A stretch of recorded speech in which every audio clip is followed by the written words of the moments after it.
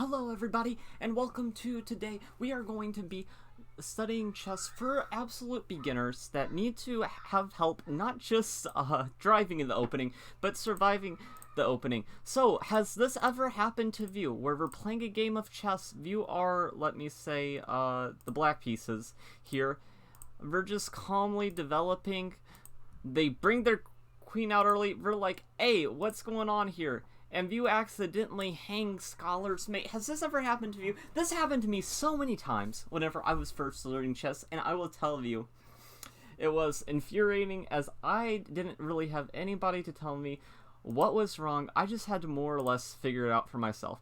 Now let me turn off the show threats thing, and let's turn off, we'll turn on the evaluation just in case I get something incorrect. But yes, so just a little background on you, well, for you, rather.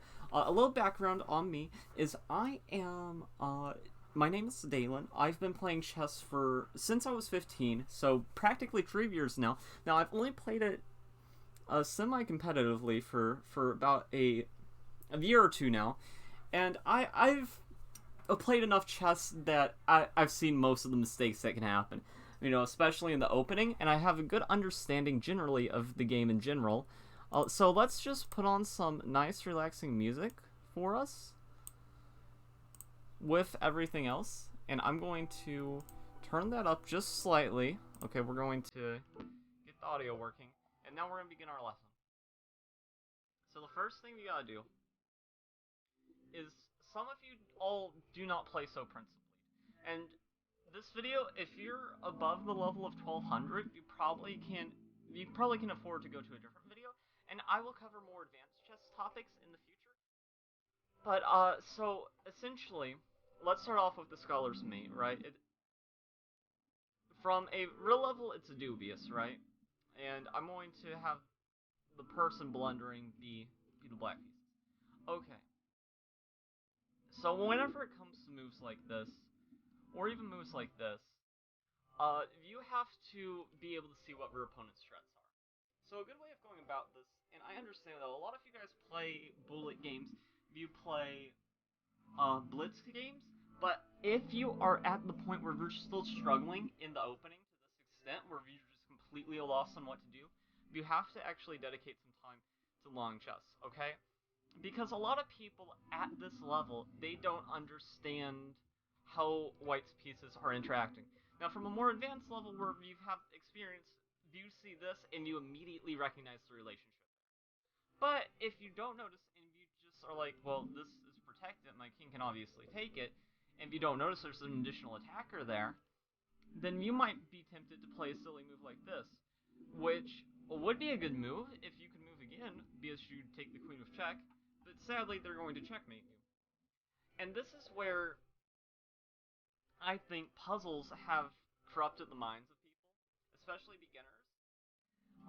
Because if you're playing against someone who actually has a lot of experience, you have to take their threats seriously, and there's times not to, and we'll get to that.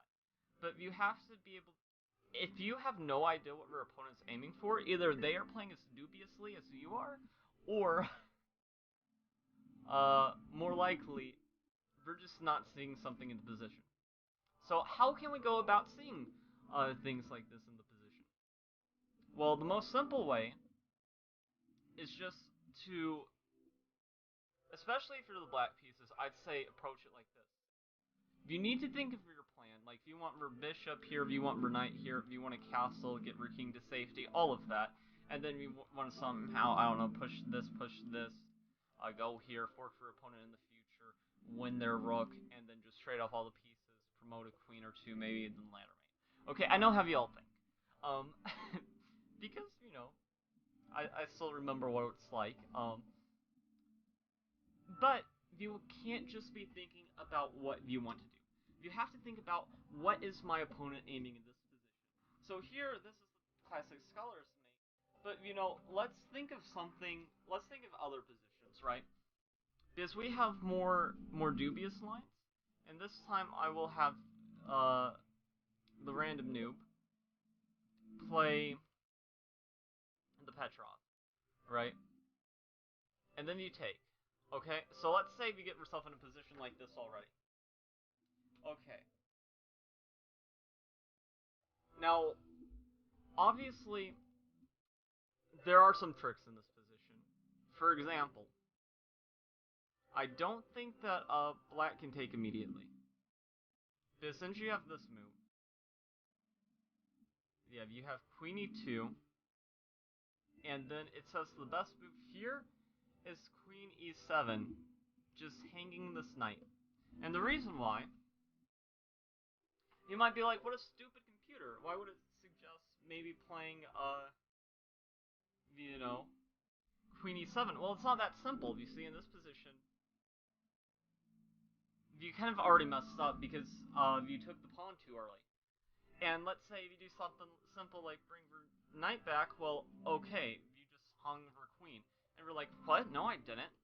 And then I'm like, knight's move this way, you and trash talking all in good fun. But yeah, so that's an important lesson, one I also had to learn. So any bashing, know what comes from place of understanding. Um, so this is a prime example, right? White took a pawn. White took a pawn in this position. We're like, ha ha ha, White. I didn't defend my pawn, but you didn't defend your pawn, ha ha ha. You know, but it's like, wait a second, White has the extra tempo, so this could really hurt, and you might lose this knight. Now, you might be like, okay, so what? We're saying that the Petrov is an unplayable line? Fabiano Caruana plays it, for God's sake. Well, is he the world champion? No, I'm kidding. Fabiana Caruana is a much better player than me, so my jab at him is all in good fun, and I wish that I could be half what he is in terms of preparation. But no, okay, so if you know a line, you should. It's okay to study lines, but more importantly, as a beginner, it is important that whatever you are playing, as white or black, you know the ideas of. Okay, chess has been around for centuries. You don't have to invent all the ideas in your opening. You can use resources. There's a lot of resources online. Like Ben Feingold has good lectures. If you want to find videos on the Caro-Kann, if that's the type of structure you like, then by all means look at those videos and get specific with your openings. But also, whenever it comes to this, if you just refuse to listen to me and play whatever you want anyway, um, first of all, don't even get into this if you're a beginner and have no idea what you're doing. And don't get into the scholar's mate either. It's gonna get you like 200 elo, and then people are gonna stop falling for it. Like, here's what's gonna happen. We're gonna be playing the white side, thinking we're so clever because you learned the scholar's mate, and we're gonna be over the board with somebody who's just playing wacky moves, and then they're gonna do this, and we're gonna be like, ha ha ha, seen it a million times, and then they are gonna be able to because it's not checkmate. Unless you're at like I don't know, a kids tournament, then maybe it'll be checkmate by agreement. Um, uh, but anyway, yeah. So whenever it comes to these positions, a good note is that chess is not checkers. So let's say you play the Petrov, okay? You've fallen for this blunder before. You know not to take the pawn too early, right? So then what do you do? Well, you see that this knight has moved twice, okay? So usually whenever our opponent breaks an opening principle, you want to punish them for it. Now, what are the basic principles in chess that will help you win a lot of games? Well, it's simple. Really, whenever it comes down to it, and we're just going to start from the very beginning before I give you the answer to all that. From the very beginning, we have a couple things here. Firstly, there's a lot of pieces here, right? Now, a lot of beginners will be like, I want to play this, I want to play this, and I want to get my rook into the game and eat rook king. And that's fine. I understand where we're coming from. But what you gotta understand is these rooks are in-game pieces. Okay, so each piece back here has a value. The king, priceless. If you lose him, the game's over. The queen, worth 9 points of material. Okay, so this is infinite. This is 9. A bishop is 3, and a knight is 6. Where bishops are arguably slightly better than knights because they have more scope, but knights can be very tricky and more forks can happen with them. Especially the lower rated you are, or the more like time pressure games you play, the more knights are going to be for MVP. So these are both worth 3. That now leaves us with one last piece, the pawns. The pawns are all worth 1 piece of material, okay? So altogether, I think it's roughly 37, 39 pieces of material that you all start with, okay? Now the saying goes, knights before bishops, which means usually if you want to develop your knight, then you want to develop your bishop. There are exceptions to this, but in general, those are the rules you should follow. Now, where does the chess game take place? It takes place on these 4 squares. Whoever controls the center controls the pace of the game. So, the problem with doing a move like h4, for example, see how the computer already says black has an advantage. Now, I'm not saying because the computer says that h4 immediately gives a black an advantage, you never play it. Computers are scumbags, and you don't need to listen to them all the time. What I'm saying simply is, you have to understand why a move's bad.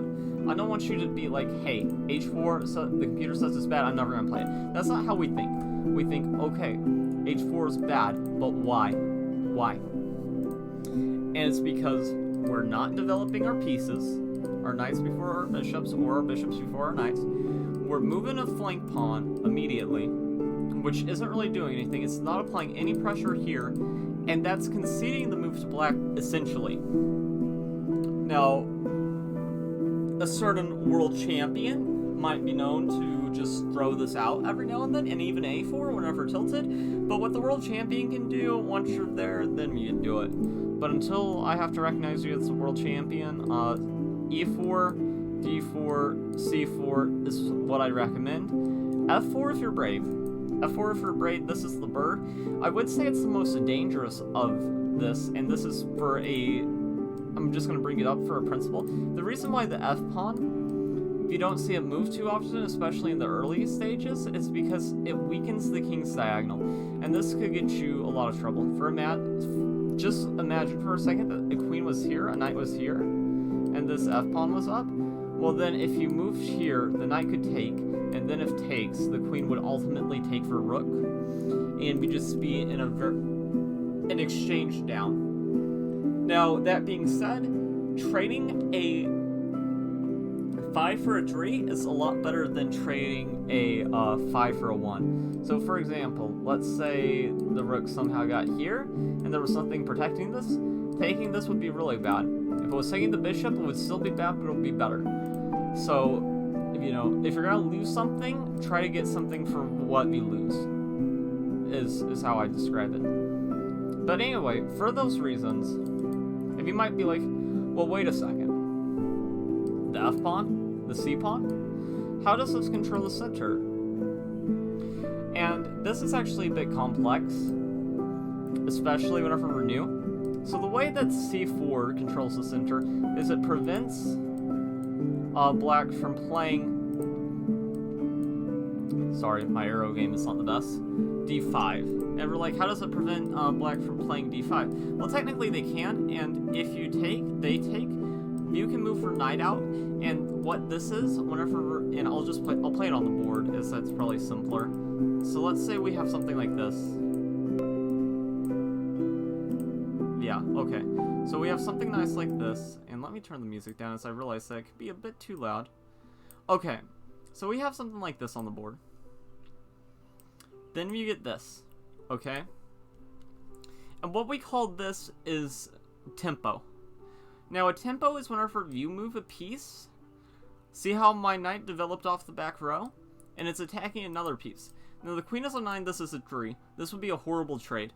So, this is like a bad version of the Scandinavian. So I don't know, they go here. And what you've done is view one time on this, and you got more development.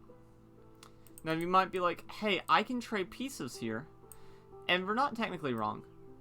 Now, if your opponent does this, thankfully we can just take it. So this would be an absolute force trade. So they do this and this. But you see, our advantage is already slipping away. And the reason why is we're developing a piece, but what did I say? We have to control the center. Renite over here, what's it pressuring? It's not capturing, it's not trying to capture our own pawn, I'm sorry. That's just not the case. And really, wherever Knight wants to be is right back to where it came, so we're kind of wasting a turn. So that's why that is bad. So don't just trade because you can. What I recommend in this position, there's many things you can try, but just taking space in the center with something like e4 or d4 is probably best, or developing more pieces. So it's saying something like this, then you get knight f3, you get our knights out, we're going to get our bishops out, and it's going to be, well, okay. And this is also an important thing. So see how this queen is pressuring this knight? As long as the pawns are defending the knight, it's not actually asserting any threat of actually capturing it, which is a good lesson to be learned. The queen's not going to take something for lesser value, and if so, it's a win. So you don't need to be stressing yourself out with those sort of worries. Okay. So we see how c4 prevents d5 because we win time on the queen and we get more of our pieces out. And if we can get more of our pieces out while simultaneously making black just swing his queen around the board like a bozo, that's a win in our book. Okay. Next thing. So let's get a typical position. All beginners play this. Beginners play this. Okay, this is another tricky move. Because a lot of people might play this.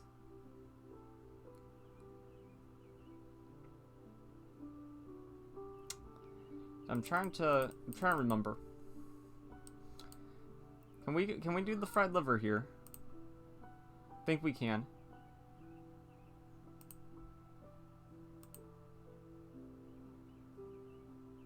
So wait, d5, yeah. So this is like the fried liver knight attack. So that's an Italian game. I probably got the move order a little jogged up. So this is another example where it's easy to have a blind spot. We're like, well, I developed my knights, I'm going to develop my bishops. Okay, good. We're following principles. But the problem is you also have to think about what white's doing. Because you see how white moved the same piece twice? That's either really good because they're doing a threat, or it's really bad because they're breaking opening principles. Now in this case, if you just continue playing the game normally and do something like bishop c5, the problem is you aren't protecting against this. And I mean, if you're going to argue that castles and sometimes you sack your queen with check is winning, you know, that's bad. And also, this is what we call the fork. So a fork is whenever two pieces are under threat and you can't save both of them. And this would be a major fork because these are very heavy pieces. These pieces might not be alive now, but they become very strong as the game goes on. So you might be saying, okay, I got myself in a position like this. Let's say I didn't play this. Is there any way to save it? I mean, okay, what am I supposed to do? I can't really capture the knight to alleviate the pressure, and we're right, you can't. So how do you propose blocking? I'm gonna give you guys like 5 seconds to pause the video and work it out for yourself. Okay, so now that you all have thought about it, the only sensible move here is d5. And you might be like, d5? Then I take, then what? I take back, and no, you do not take back. And this is actually a very tricky idea. And let me just turn the lines off so none of you at home are cheating. So yeah, this is like the fried liver position, and the problem with taking back the knight, that's not the idea behind d5. Because it would be if it works, but it sadly doesn't, because I can take anyway. And we're like, what, you madman? I can just take. My king can capture. That's no longer protected. Did you not forget that I was running in interference? I learned how to stop skulls, mate, and I am so smart now. Okay, that's great, but white has a big advantage after this move. And we're like, well, what do you mean? I just block. And here, you know, we're already... I'm pretty sure we're already lost. We have this check, which you can't really do anything about. I mean, you go here, for example. Like, I'm not winning for rook, but just look how bad her pawn structure is. And I'm about to castle. Rook king's never gonna castle. And this is just much easier to play for white. And you might be like, wait a second, but why didn't he take the queen? He was in check. Okay. Also, if you could even take here, and just, I think you'd still be winning. Not by as much, but yeah, it would be a horrible game for black to have to play. Probably the more solid approach, if I had to guess, would be something along the lines. It's actually a bit hard to know what to do here. Doesn't want you to trade queens.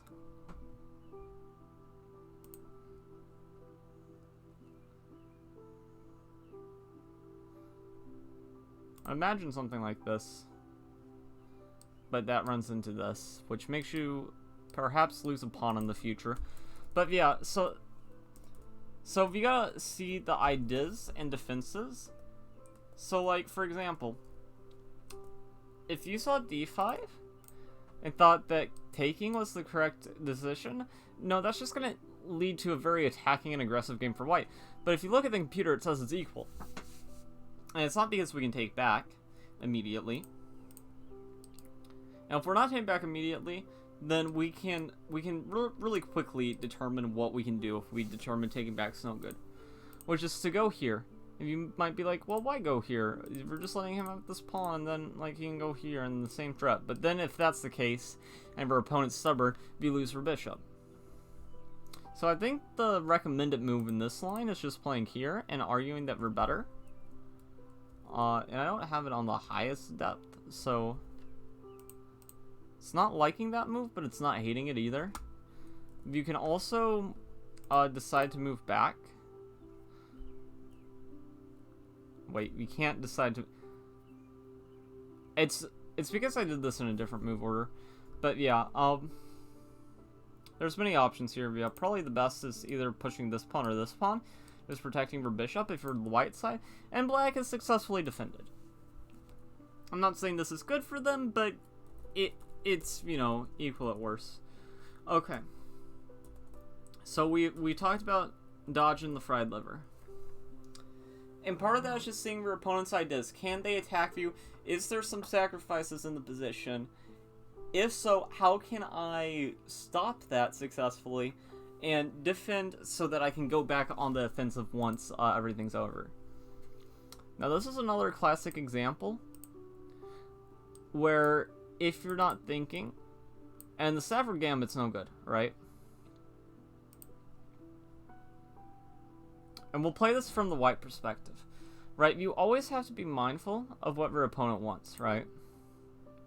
So if you're playing against the Gambit, what I'd say is you have to be very careful. I imagine someone playing, I don't know, something like this. And then black always plays this.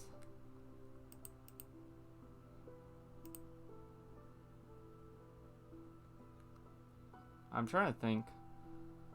Let's say they go here. And these aren't the most accurate moves, by the way. I'm just making some example here. Let's say they go here. view castle.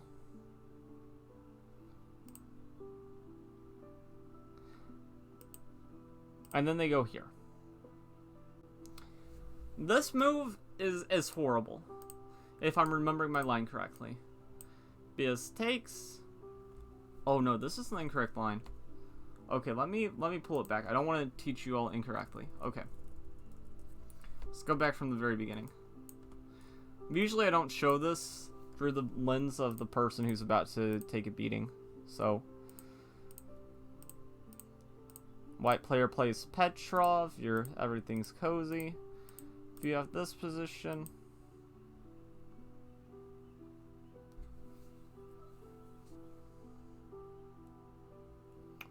And there's some line here where there's a queen sack that's possible. I think it's after this, and then the bishop. Yeah, this is the line. I got the knight wasn't supposed to be here. That's the difference. And actually, that goes to show you one difference. One slight subtlety can change the entire evaluation of the position. And you might be like, well, why does it say this is like almost a rook down? And the reason is we have this.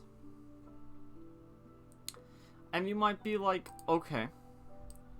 But I thought you said bishops are less valuable than queens. Yes, but context is important. You have an amazing mate and 2 here. Which just goes to show how much danger you can be in if you only think about things through the lens of what your opponent wants. Okay, so... Let's say you have a game where something like this is played in a similar position.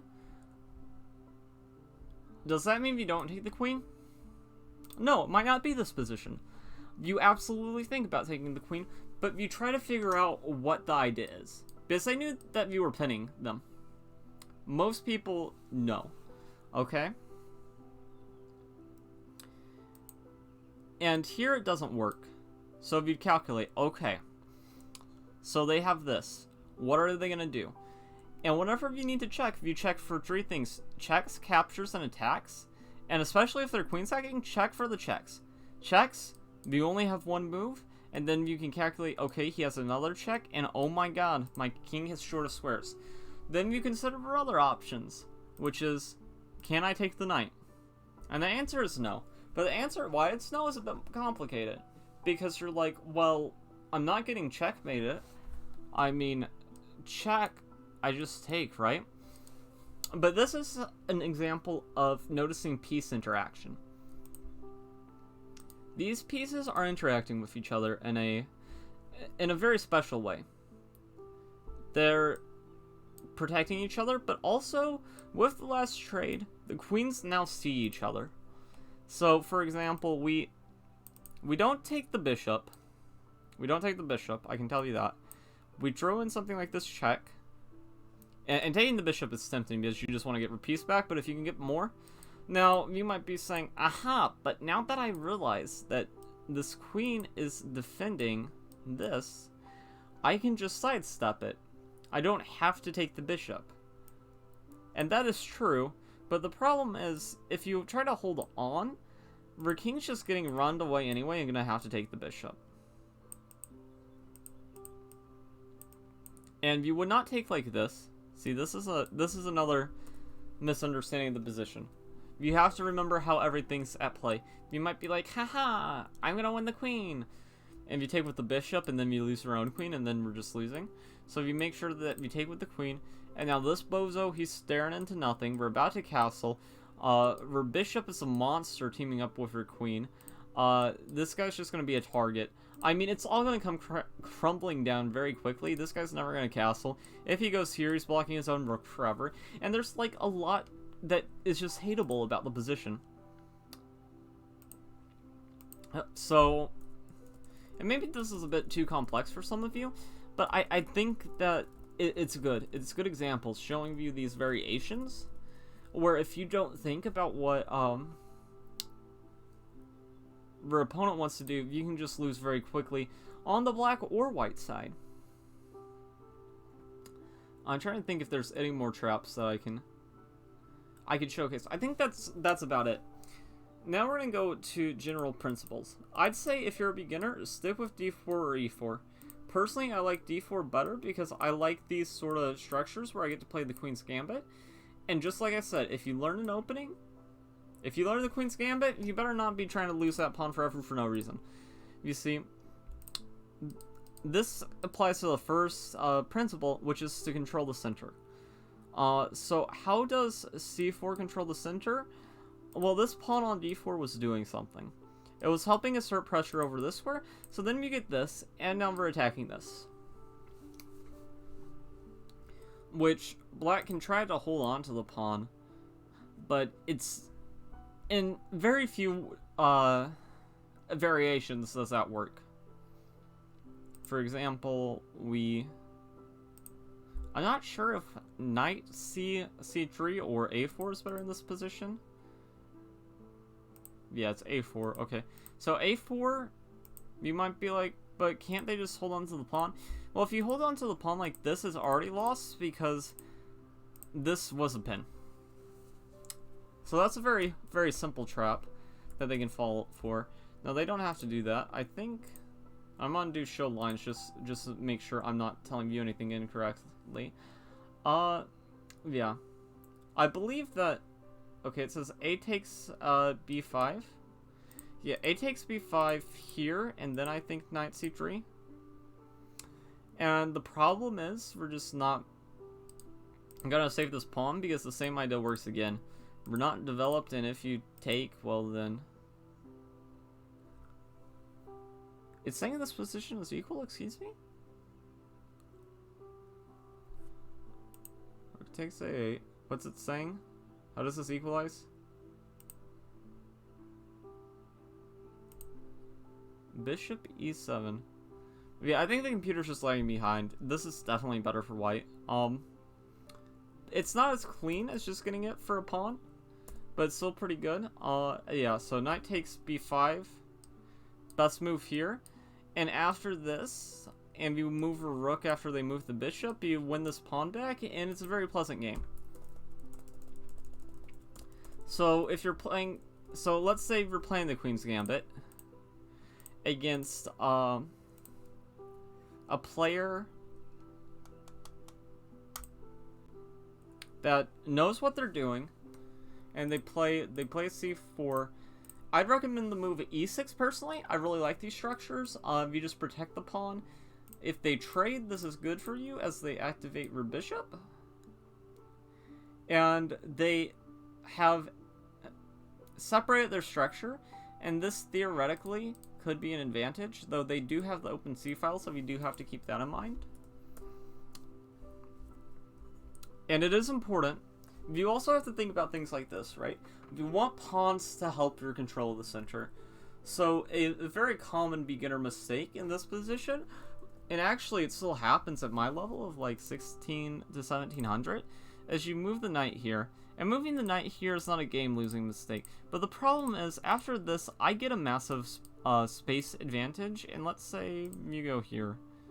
Or, where does it want me to go? I want to do it most accurately. It just wants me to go back. You just gave your opponent a massive center without really fighting back at all. So, like, these subtle differences, your opponent wants a big center. That's why they're playing the Queen's Gambit. So just knowing these things helps a lot. So yeah, this I think was a good overview. I'm just going to leave you with one last piece of advice, which we're just going to do it from a e-pawn position. The beginning of your games, especially if you're playing the e-pawn, don't hang a pawn, should look something sort of like this. And what I want you guys to do is by move 10, unless you're playing an opening you know really well and there's a good reason not to, you should castle as soon as possible. And the reason why is because the center tends to explode and your king is safer on the flanks. So this was just a short little overview of chess for beginners. If you're trying to learn, you know, definitely go to the comments if you have any questions. I'll do my best to answer them. And I hope that you all enjoyed this video. If you did, make sure to leave a like on this video, and comment what you thought was the most helpful piece of advice, as I'm always hoping to help people. And yeah, until next time, I'm out. Peace.